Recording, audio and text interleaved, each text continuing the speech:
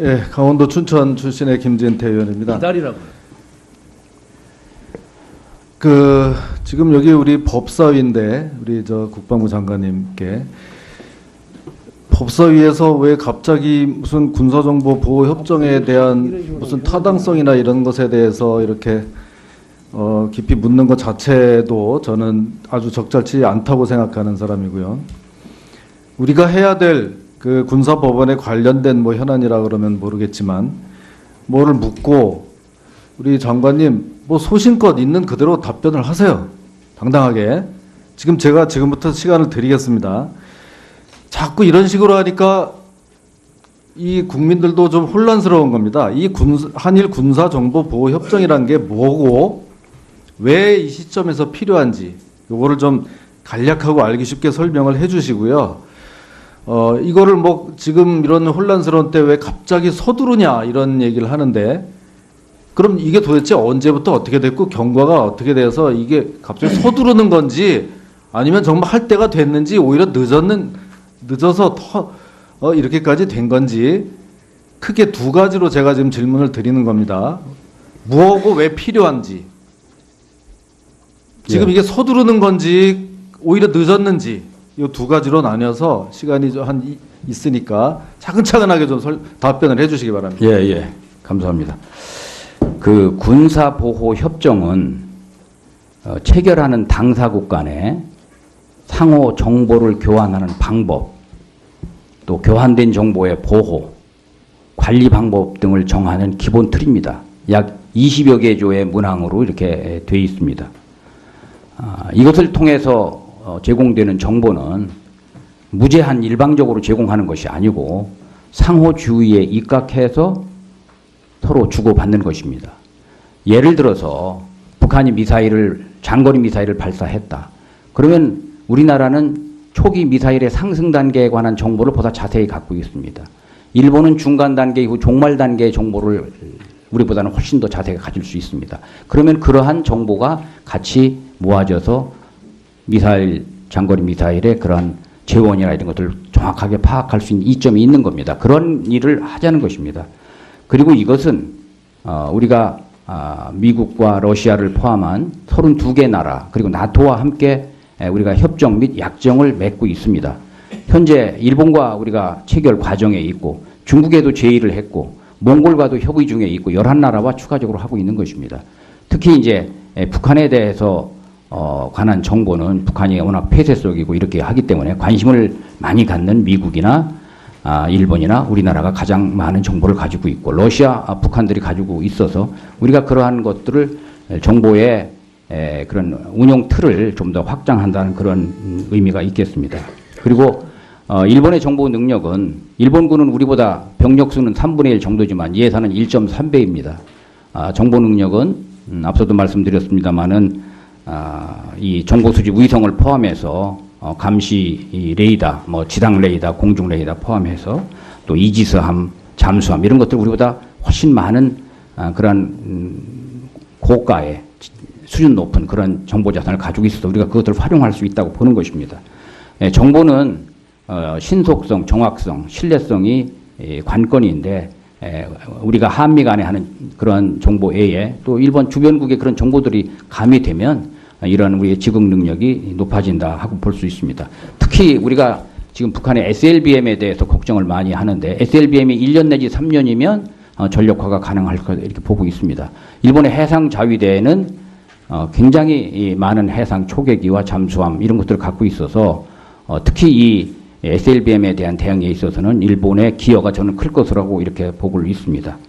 이런 것을 통해서 우리가 북한의 핵미사일에 대한 억제 및 북한의 활동을 위축시키는 그러한 효과를 우리가 얻을 수 있는 것입니다. 이 시기와 관련해서 참 많은 말씀을 주시는데 이것은 이 군사정보를 다루는 그 요원들이 일본과의 협조 필요성을 느껴서 89년도부터 우리가 먼저 제기를 했습니다. 그런데 일본은 그 당시에는 소극적이었습니다. 그러다가 2000년도 들어서면서 북한이 핵실험 2006년도에 일제 핵실험하고 쭉 하면서 일본이 이 문제에 대해서 보다 적극적으로 나오고 같이 하자고 나와서 2012년도에 추진하다가 국무회의 직전에 이것을 이제 중단한 바가 있습니다. 그래서 금년도에는 특히 이제 북한의 핵실험 또 미사일 발사 이런 것들이 다른 어느 해보다도 심했던 그런 해였기 때문에 우리 군 당국이 이 정보 작전 또 한미 핵 대응 능력 이런 것들을 종합적으로 검토하는 과정에서 정보 분야에서는 이것을 해야 되겠다라고 생각을 하고 내부적으로 검토를 하고 9월달 들어서 주 검토를 하다가 10월 27일 날 NSC를 거쳐서 오늘에 온 것입니다. 그래서 그동안에는 이것을 공개적으로 하지 않고 저희들이 내부 검토를 했기 때문에 의원님들께서 갑자기 이렇게 느끼실 수 있습니다만은 저희들은 내부적으로 이렇게 해왔던 사항이라는 것을 말씀드리고 국민의 어떤 이해와 지지를 더 얻기 위한 저희 노력이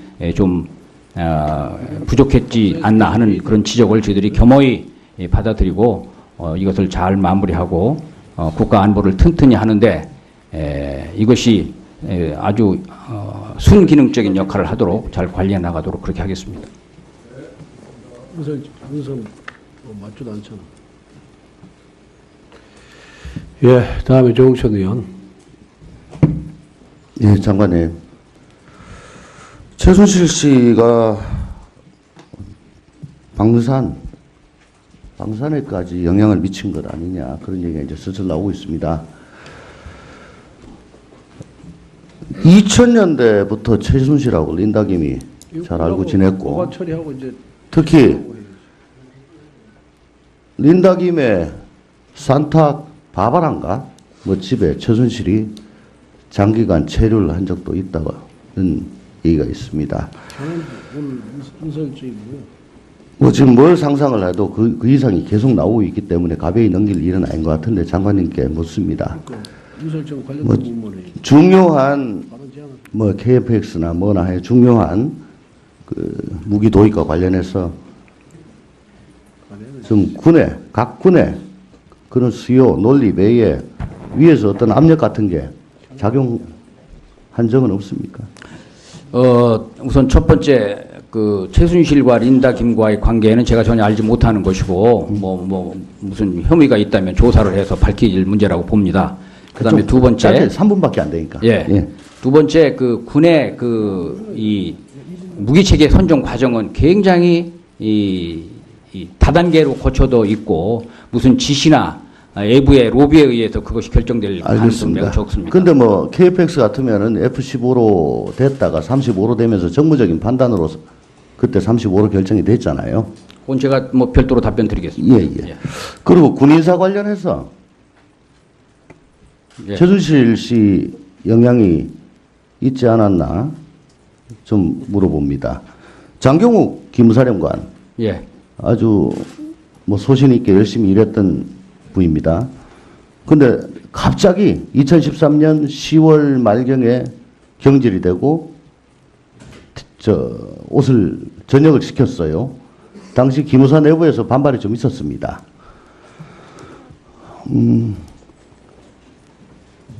최순실 씨가 군인사에도 개입을 할 여지가 있다. 저는 그렇게 봅니다.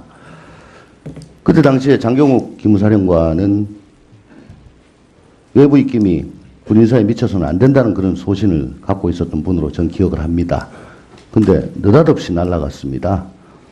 장관님, 장경욱 사령관 경질 이유 압니까?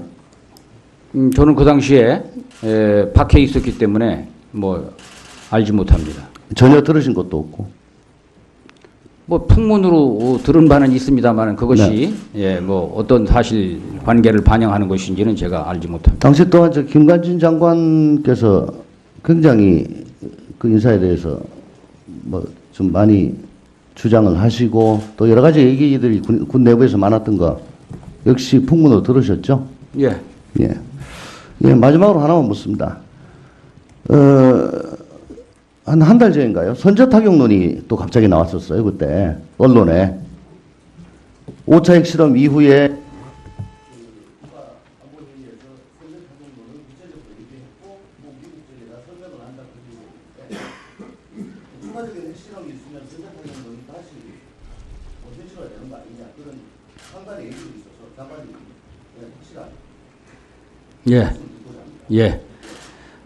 먼저 선제 타격론은 구체적으로 논의된 바가 없습니다. 예. 그다음에 두 번째 군 인사의 관여 장경욱 전 기무사령관의 경질과 관련해서는 제가 구체적으로 아는 바는 없습니다만은 군내에서는 어떤 지금 말씀하신 김관진 장관이 오랫동안 재임하시다 보니까 거기에 따른 무슨 인사 이런 것들로 인해서 그런 문제가 더 주지 다른 지금 외부 인사와 관련되는 것은 아닌 걸로 저는 그렇게 이해하고 있습니다. 그리고 이제 이 무기체계 구입에 있어서 F-35건을 말씀했는데, F-35는 공군의 차세대 전투기를 확보하는 사업입니다. 그래서 굉장히 성능이 좋은 스텔스 능력을 가진 전투기를 공군에서 요구했는데 60대를 요구했습니다. 근데 그 비용이 기재부에서 줄 수 있는 비용을 넘었습니다. 그래서 우여곡절 끝에 공군이 그러면 그보다 성능이 낮은 F-15S1에도 괜찮겠다. 이렇게 의견을 내서 F-15S2로 이제 사업이 진행되는 중에 특히 이제 공군의 예비역들께서 굉장한 우려를 많이 했습니다. 야, 이것은 우리가 성능 좋은 무기를 너희가 전투기를 확보해야지 돈에 맞춰서 성능을 낮춘 무기를 가져오는 게 말이 되느냐. 그래서 다시 이것이 번복이 되고 그러면 60대는 못 사면 40대를 규모를 줄이고 그 대신 장관님 좀 짧게 답변해 이렇게 된 주시죠. 것입니다. 예, 이상입니다. 네, 이용주 의원님. 예, 국민의당 전당여수가 이용주 의원입니다. 장관님, 지금 한일 군사정보보호 협정을 두고 논란이 제기되고 있는 것은 하필 왜 이 시점이냐라는 것이 문제가 되는 것 같습니다. 예, 그 정보보호협정 내용상의 문제점에 대해서는 이미 언론에서 여러 번 지적이 됐기 때문에 단지 제가 지적하고 싶은 것은 왜 이 시점이야. 이 시점이라는 것은 이겁니다. 대통령이 국민의 신뢰와 지지를 못 받고 있는 상태, 특히 군사 정보보호협정이라는 게 국방에 있어 중요한 부분이기 때문에 국가 통수권자, 국가 원수로서의 자격, 이거 뒷받침되어야지만이 국민들로부터 그 정통성을 뒷받침 받지 않겠습니까? 그런 위기에, 통치권의 위기에 있는 상황에서 시급히 이걸 왜 하느냐라는 것입니다. 간단히 한번 이야기 한번 해보세요. 여러 번 답변 올렸습니다만 이것은 순전히 군사 정보라고 하는 그런 군사적 필요성을 충족시켜 주기 위해서 하는 것이다. 다른 의도가 없다 하는 말씀. 예, 알겠습니다. 특히 그 상대방이 일본이라는 거 아닙니까? 일본과는 저희 나라의 일본 위안부 문제도 최근에 다시 또 논란이 되고 있지만 특히 영토 분쟁이 지금 있지 않습니까? 예. 특히 일본이 독도를 둘러싼 영토 분쟁, 저희 나라에서 영토 분쟁이 아니라고 하지만은 일본에서는 영토 분쟁이 있는, 즉 영토 분쟁 중에 있는 나라와 국가와 군사 정보 보호 협정을 한다. 아무리 여러 가지 필요성이 있었겠죠. 하지만은 역사적으로 우리나라가 일본과 최초로 맺은 조약이 강화도 조약 아니겠습니까? 1876년 고종 13년에 운용호 사건을 계기로 했었던 통상수교조약이죠. 그 당시에 말이나 지금의 관점에 보더라도 통상수교조약 내용상으로 보면 다 필요했을 것입니다. 하지만은 강화도 조약을 계기로 해서 일제가 우리나라에 침탈을 했다는 것은 엄연한 역사적 사실인 겁니다. 즉 일본과 우리나라는 아직도 영토 분쟁 중이라는 사실, 그것을 잊지 않아야 되는 겁니다. 그런 우려까지가 다 불식된 당태 이후에 국민들이 일본과는 우리 이제 이런 정도 논의할 수 있다, 이런 시기가 됐다 하고 해야 될 때 논의가 돼야 되는데 지금은 그런 시점이 아니라고 국민들이 말하고 있는 겁니다. 정말로 한국과 일본 사이에 영토 분쟁이 안 일어난다고 장담할 수 있겠습니까? 저는 독도 문제를 영토 분쟁이라고 말해서는 안 된다고 봅니다. 그렇습니다. 영토 분쟁이 존재할 수 없는 겁니다. 그렇죠. 그것은 우리 땅입니다. 실효적 지배라는 표현도 저는 호사스러운 표현이라고 생각합니다. 그래서 이 문제는 그런 거하고는 전혀 무관하고 우리가 독도 문제에 대해서는 확고한 우리의 입장을 가지면 된다고 보고요. 일본이 뭐라고 하더라도 그 문제에 대해서는 달리 우리가 양보하거나 주저하거나 할 이유가 없는 문제다 이렇게 생각하고 있습니다. 예.